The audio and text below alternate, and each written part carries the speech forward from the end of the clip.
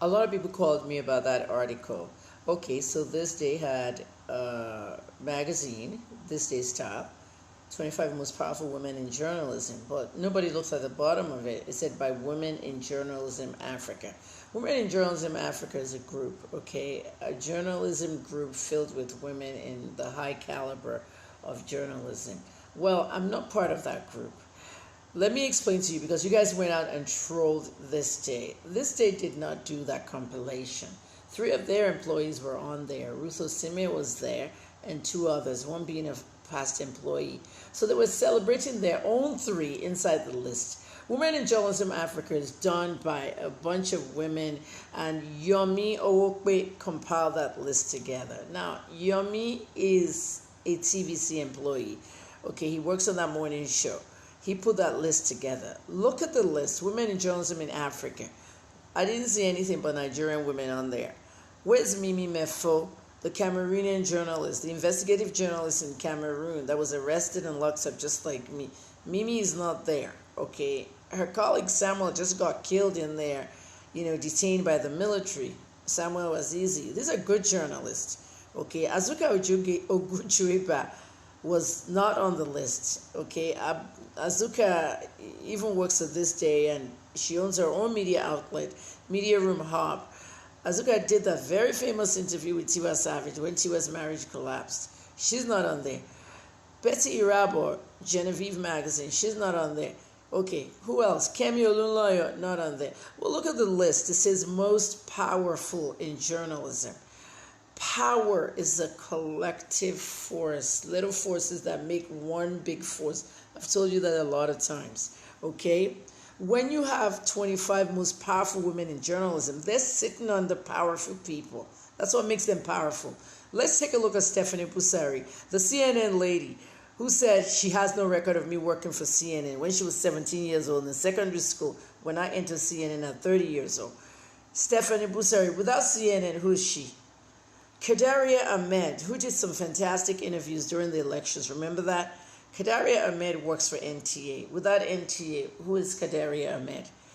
Look at the list again. Can you mention 10 people out of that list? You can't, because they're not household names. They're not familiar. But if you look closely at the list that Yomi put together, okay, because this is an inside thing you guys don't know. In Nigeria, everybody awards to their friends, to their circle, to their inner circle.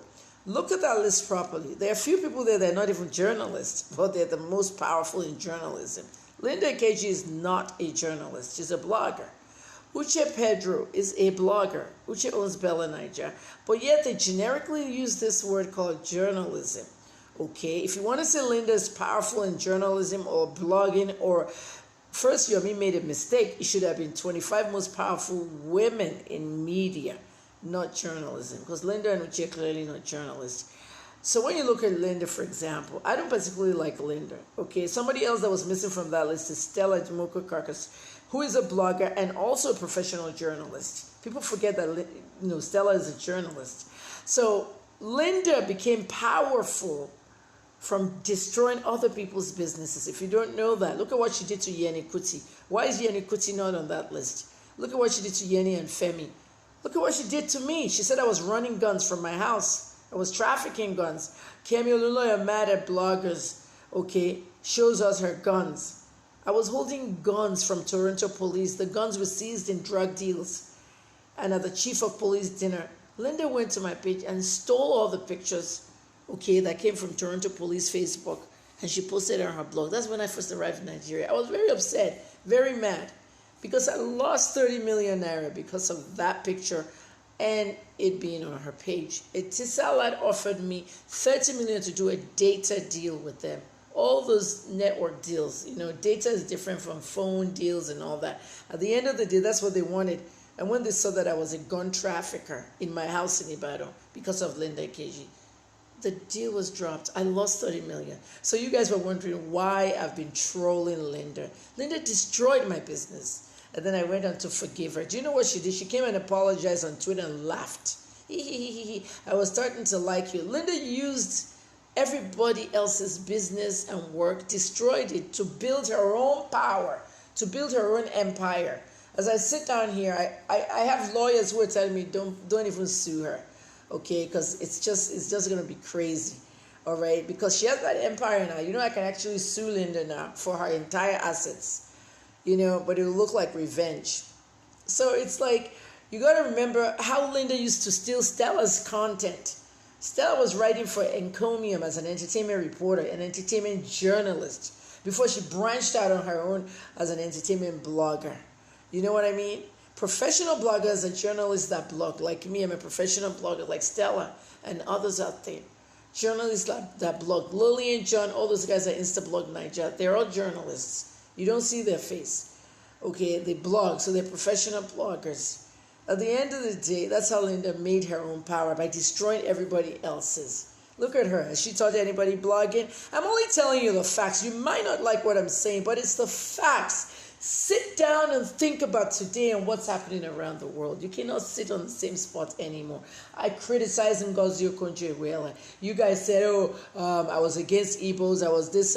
Ngozi has not taught one single finance seminar in this Nigeria to young people. I feel that if Ngozi has a room full of young males and taught them simple finance tips and has a seminar, there wouldn't be one single Yahoo boy.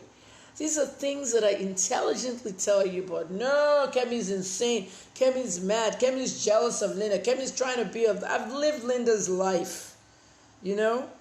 I break all the news to you guys in Nigeria. I see the red flags and warn you, but you don't listen. So guys, please, Marian Ibiang, my lovely fan. Marian was very pissed off, you know. She came to my DM and everything. So you understand what's going on, Marian. It's not, you know, this day's article. It's Women in Journalism article. Many African journalists, and that young girl in Kenya, Nairobi, the reporter there, she should be on the list. So they just like put Nigerian women up there and some bloggers, and you call it Women in Journalism Africa. Yummy, shame on you. Really, shame on you. I'm Dr. Kemi Olunloyo, pharmacist, journalist, and PR specialist.